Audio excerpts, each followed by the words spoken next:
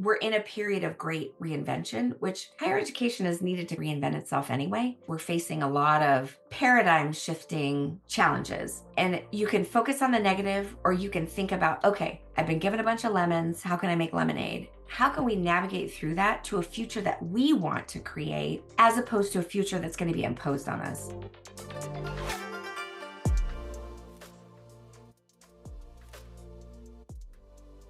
Hello and welcome to the Future podcast series by UIIN.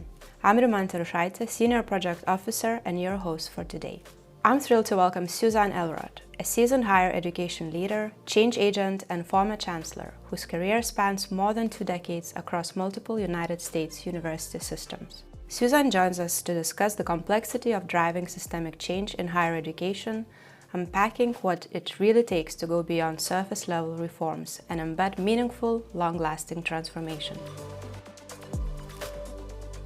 Today, I have a pleasure of speaking with Susan Elrod.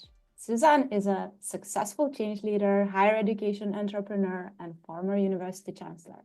Her higher education leadership experience spans over 2 decades in 3 university systems in the United States: the California State University, the University of Wisconsin, and Indiana University, and roles including Dean, Provost, and Chancellor. Susan, thanks for joining us. Happy to be here. So let's start, Susan. What's your personal journey? Could you share a little bit about what first drew your attention to systemic change and shared leadership in higher education? Well, thank you. I've had what I refer to as a dual career. I started as a scientist. I'm a geneticist by training. So I went the faculty route, but leadership was always a calling. I was elected my student body president when I was in middle school and college. I was student body president. So leadership was definitely always a thread for me. I'm also a problem solver and really a change agent, a boundary spanner. I never exactly followed the rules, and found when we ran up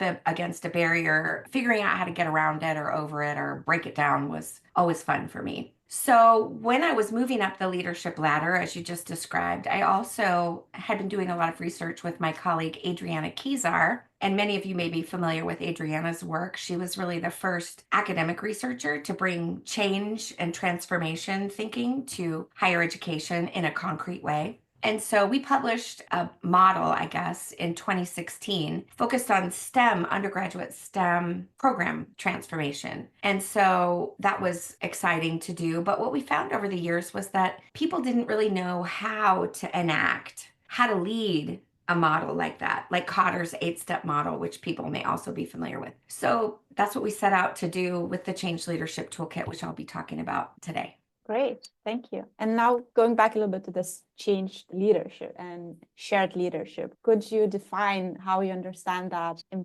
practical terms? So change leadership, and we're really talking about systemic change leadership. And so that's change that results in changes to policy, practices, structures, cultures, norms. And that takes us a certain kind of leadership. There's leadership and then there's change leadership, to me, which is a subset. The process that we've outlined in the toolkit, the Change Leadership Toolkit, helps leaders unpack their systemic context and then define a set of what we call change leader moves. Now, to me, shared leadership is even a subset within that. So shared leadership is a way that you might bring people together while you're using tools like the toolkit, or you may have another favorite model that you would want to use. But we think the toolkit is helpful because it really helps people identify gaps, missing links in their So shared leadership is really just a way to engage multiple individuals, to exchange leader and follower roles,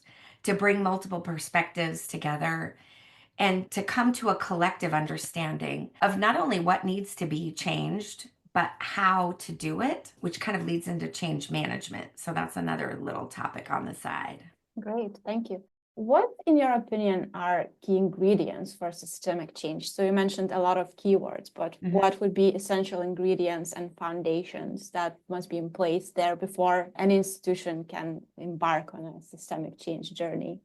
Systemic change is complicated by its nature, right? And so what we found in our work is that Leaders tend to go right to solutions because they want to get something done. And so that's not bad necessarily. But oftentimes they go to implement a solution or a set of strategies that has overlooked key levers they might use or important opportunities they might take advantage of or important challenges they have to overcome. And too often change leaders end up in a situation where there's a lot of controversy and it's not productive because they forgot or didn't, maybe because they didn't realize, they didn't dive into the context. So I would say understanding the context in which you're operating and bringing people together to help you as a leader see the nuances in the context and understand even what the stakeholders think is important. That's what, to me, what I've been finding as I go around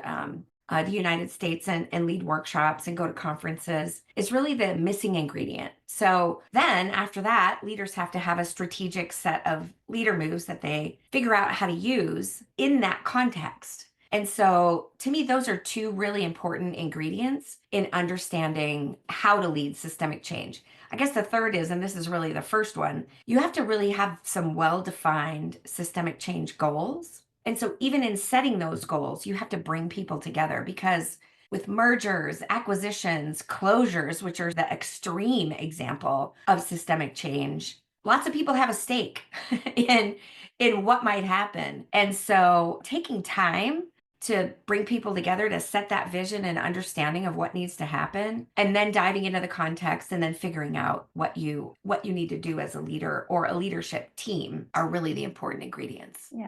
So co-defining those goals together. I guess this circles back to shared leadership as a community. It does.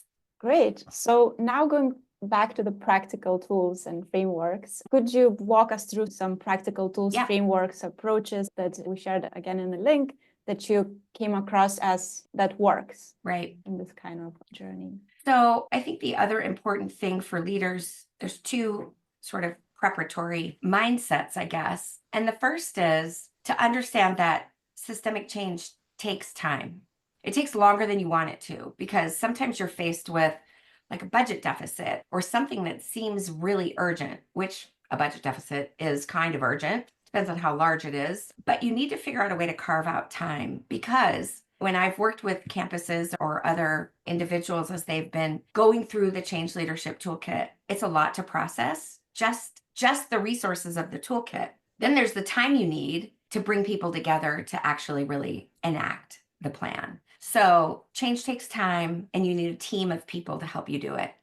The other thing we've learned is that on a practical level, single champions of change are rarely successful. It just takes more than one individual, not only because there's a lot to do, but because it requires different lenses and perspectives to make sure that you're addressing all the issues or that you have the expertise that you need. Not every single person has 100% of what they need to lead change. So those are two other kind of framing, really on a practical level, ways to approach change. So the toolkit itself, if you dive into it, has several worksheets that help people go through the model. And you can see if you click on that website link, the model that we have defined, and it was defined over several years of working with hundreds of change leaders in higher education. So it starts with those change leader moves. And so we have some worksheets that help you get into, first of all, taking an inventory. What have we been doing and how has it been working? How has it not been working? Oh, we didn't even think about a move in the communication category, for example. It's one that people forget about a lot.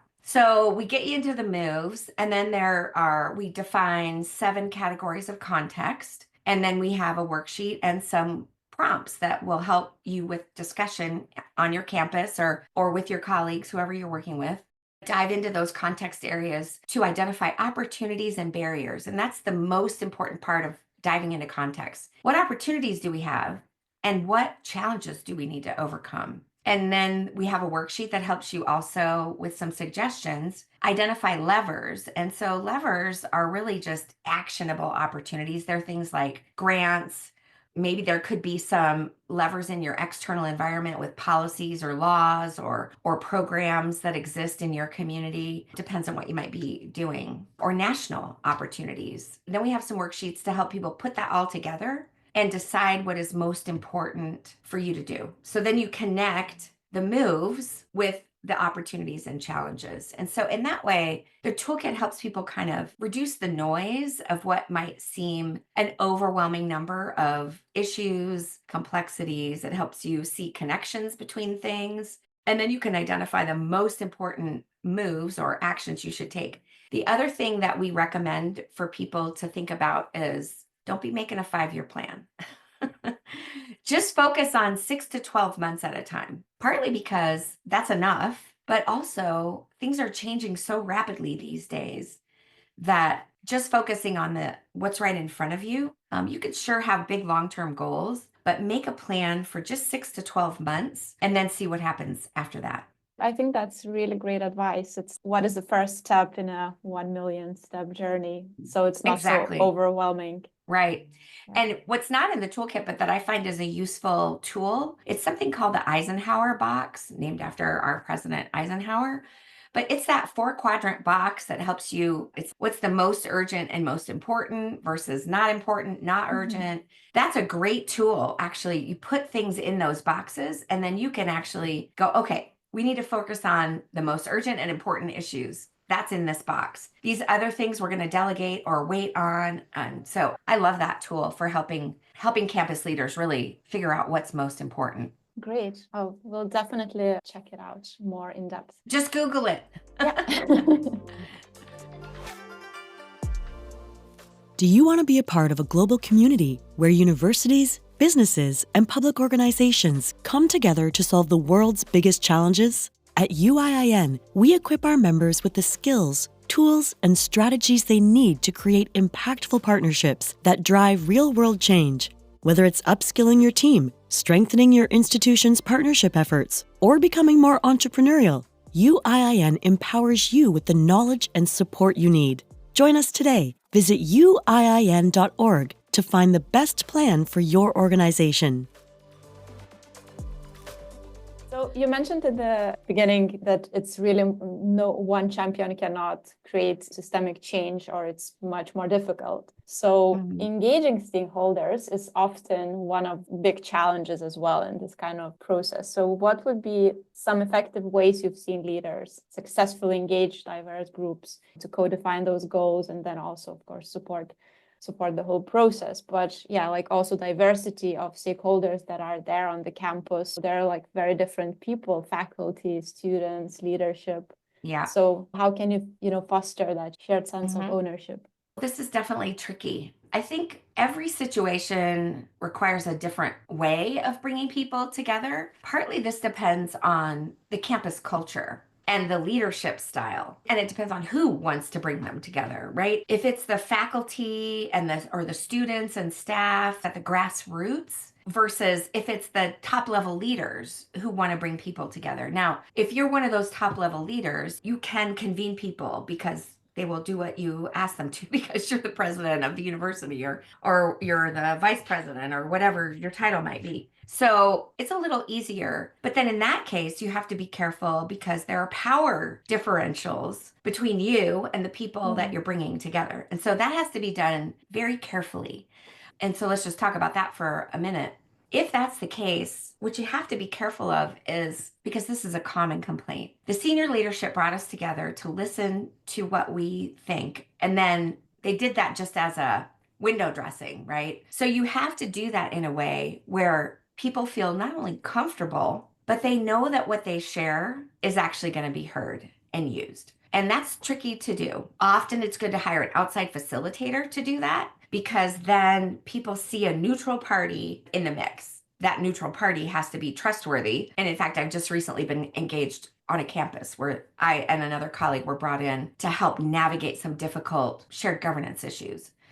So that's one way to do it, in a very facilitated way. Now, if you're on the grassroots level and you're a faculty member or you're a department or something, my recommendation there is to start where you have influence. Maybe you're a leader in the faculty governance system, or other faculty committee. We love our committees in higher education. I'm assuming that's true all over the world. So start where you are would be my recommendation. Bring people together that you have the influence to bring together, and then start tackling these issues of systemic change. So I think it depends on where you sit, who you are, and what influence or authority you have. So hopefully that's helpful. I don't know if you have some questions as a follow-up from that. Yeah.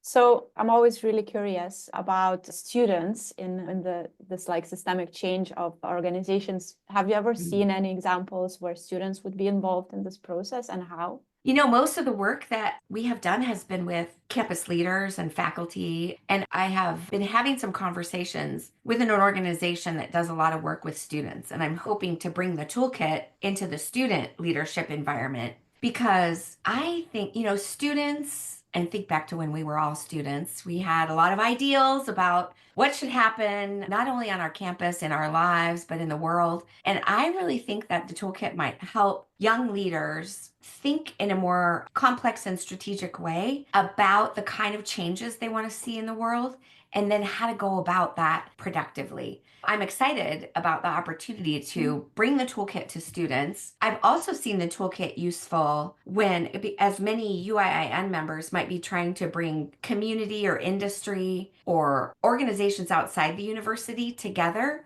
in a partnership. Sometimes those cultures are so different that it is difficult. And so the toolkit itself might be helpful, but that's still yet another way that you have to be careful how you bring people together. Because a lot of times universities are accused of telling their communities what is best, even though they really don't know. And so that's another important group of stakeholders to bring in authentically. Again, might be good to have an outside facilitator, but you could probably do it. If you do it carefully, you can probably do it yourself. But there's a power differential. The university's big, it has resources, it has influence. And so thinking carefully about how to bring community members into the conversation is also important. Definitely. And talking about power and change, there's always resistance. No one likes change. It's probably also related to the previous question, but what would be, I don't know, some great examples or like ways to deal with that resistance to change that you've seen? Yeah, and I think that any change leader should expect roadblocks and resistance. So don't think that, oh, it's all going to be great, because it's not. It's going to be hard. And so I actually think that, as I was thinking about this question, in the toolkit, we define 8 categories of the change leader moves that I've been talking about. And I think there's some hints in those moves, because I think overcoming resistance partly depends on where it's coming from and what it is about. Again, like your question about how do you bring stakeholders together depends on who you are and what you're trying to achieve and who you need to bring together and what influence you have. So let's first start with people don't like to change. There are 2 books that I want to recommend. I don't have the links handy, but you can Google them. So John Cotter is a legendary change leadership and management expert. And he, with some others, wrote what he calls adult parables. One is called That's Not How We Do It Here. And it's a parable about a meerkat community that needs to change its ways in response to predation. Talk about a do or die situation. And so he follows this meerkat community through. It's a parable, so the meerkats can talk and think, which would be fun because meerkats are so cute. And all the different kinds of reactions. And then another one is called Our Iceberg is Melting, and it's about a colony of penguins on an iceberg that's melting. And about one penguin who's like the sentinel. He sees the cracks in the iceberg and he has to convince everyone, even though they've been living on that iceberg for, I don't know, generations. And so reading those books together is a nice way. So taking people outside of the current experience, like their own personal attachment to the change, is good, because then they can, through the penguins and the meerkats, kind of come to understand their own reactions to change. So that's one way to deal with it. And it's fun too. Now, some people aren't interested in such a fun exploration. You might have to actually dive into, is it that people are tired? There's too many initiatives, they're tired. So then you've got to figure out, okay, what can we do to relieve people or provide them with incentives, or maybe you need to pause. sometimes when you're leading change, you have to just wait or do some different things. Maybe it's territoriality that, no, this is my division and my responsibility. How I can't share it with someone else, or someone else can't understand what's important in my work. Well, then maybe you need to bring people together. And so here's where shared leadership comes back in. And I could go on with some other suggestions, but I know we're running close to the end. Yeah, we are. We have 5 minutes. And I think you mentioned, like advice to leaders already. I heard storytelling important. Maybe you share your favorite real world examples of how shared leadership worked. On that website, there's some case studies. If you go around that website, you'll see case studies of actual leaders using the toolkit. I think to me, this isn't going to be specific, but I think what my favorite part of when people are using the toolkit or they're engaging everyone in a shared leadership approach is that there's real buy-in and ownership of the process. And that also helps overcome resistance. But to me, that's the most important outcome. I've personally, as a leader, led difficult change and done so in a way that the people who need to make the change happen actually began to own the process. Something a little different happened in the end because it was their responsibility to make it happen. And you mentioned also a few things like working with students, engaging community, but looking ahead, what gives you hope and excitement about future in higher education and the role of shared leadership? I think in times of great challenge, there are really times of opportunity and innovation. And so even though, especially here in the United States, we're facing a lot of paradigm shifting challenges, and you can focus on the negative or you can think about, okay, I've been given a bunch of lemons. How can I make lemonade? So I think we're in a period of great reinvention, which higher education has needed to reinvent itself anyway. So I think now it's time for people to figure out, how do I enter into this challenge and shape it in a way that I can influence the outcome? Because you can be in a responsive mode or you can be in a proactive mode. And so I think it's about taking the time to go back to our core values and missions, and then ask the question, listen to the criticisms, pay attention to the challenges, you have to, but then figure out, okay, how can we navigate through that to a future that we want to create, as opposed to a future that's going to be imposed on us? So I think it's about being bold, being creative, being proactive. And I think there's lots of opportunity for that. So I'm excited to see, where higher education ends up over the next few years. I think AI is going to be a tremendous technology platform that's going to also play a role in that reinvention. So I'm excited about it. That's really a beautiful attitude and mindset to have. Thank you so much for sharing. And Susan, thank you so much for our conversation. Last one, where can people find more about change leadership besides the links that we shared, and how can they get in touch with you? That toolkit is clearly one of the only resources in higher education that helps people think about change leadership. And I always say change leadership is what you do before you do change management. So you need to pay attention to that. People can find me on LinkedIn, or they can email me at susan@changeleadershipgroup.org. But I'm not very hard to find. I encourage people to reach out, follow me on LinkedIn, because I'm posting things on there that are relevant to change leadership. Hopefully I'll be able to come to a conference in the future. So excited about that. I do go to lots of conferences here in the United States. Hopefully those will be ways that people can learn more and get in touch with me. Great. Thank you so much. And great that you mentioned conference. We also would like to share an invitation to our conference that's happening in Amsterdam this year, 10 to 12 of June. And all the information about other upcoming events and everything UIN has to offer, you can find on our website. Well, thank you so much for the invitation to share today, and I look forward to working with folks in the future. Same. We'll keep in touch, Susan. Okay. Thank you. Bye-bye. Thank you. Thank you for listening to the discussion. Follow UIN on LinkedIn, and if you're enjoying our podcast, make sure to subscribe, rate, and review on your podcast platform of choice to help others find this content too.